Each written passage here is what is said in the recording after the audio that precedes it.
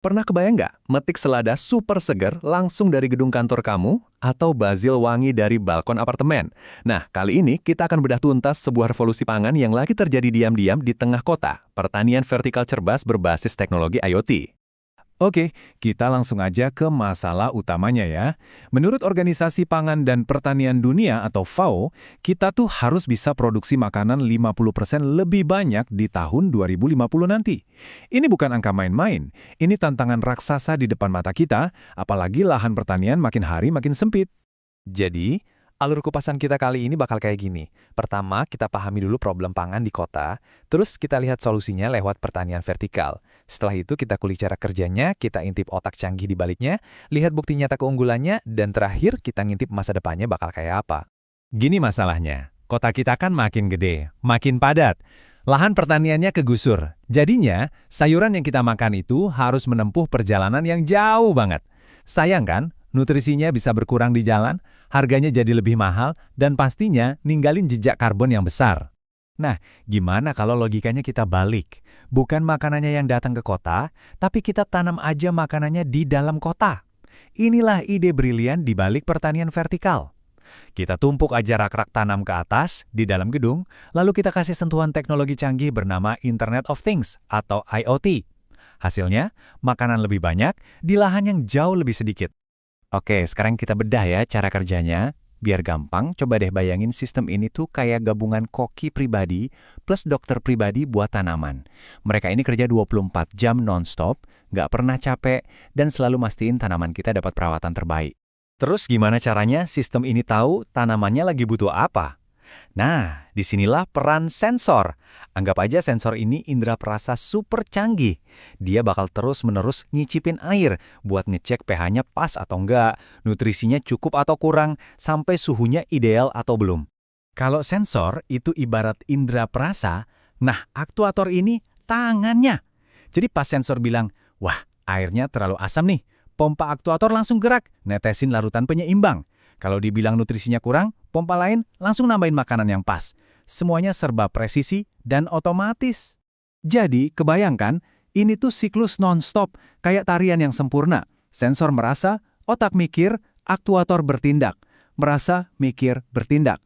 Siklus inilah yang bikin lingkungan tumbuh tanaman jadi super stabil, sesuatu yang hampir mustahil kalau kita kerjain manual. Tapi, otak yang ngatur semua ini bukan sekedar timer biasa loh. Ada rahasia di baliknya, yaitu sebuah algoritma super cerdas bernama Fuzzy PID. Ini bukan cuma program biasa, tapi sistem yang benar-benar bisa mikir dan beradaptasi. Coba kita bandingin ya. Di satu sisi, ada cara manual yang serba kira-kira, nggak konsisten, dan baru bertindak kalau udah ada masalah. Ujung-ujungnya boros. Nah, di sisi lain, ada Fuzzy PID.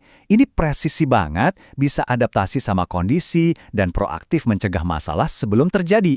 Intinya, super efisien. Kuncinya tuh di sini. Algoritma ini tuh nggak kaku sama sekali. Ibaratnya, dia tuh koki jagoan. Dia tahu resep yang pas banget buat selada, tapi pas disuruh masak buat kale atau basil, dia bisa langsung improvisasi resepnya saat itu juga.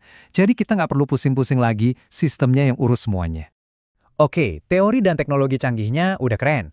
Tapi, hasilnya gimana di lapangan? Apa beneran seefektif itu?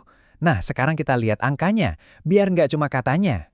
Ini benar-benar luar biasa. Hemat airnya bisa sampai 94%. Biar kebayang, kalau pertanian biasa di ladang butuh 100 liter air, sistem ini cuma butuh 6 liter aja.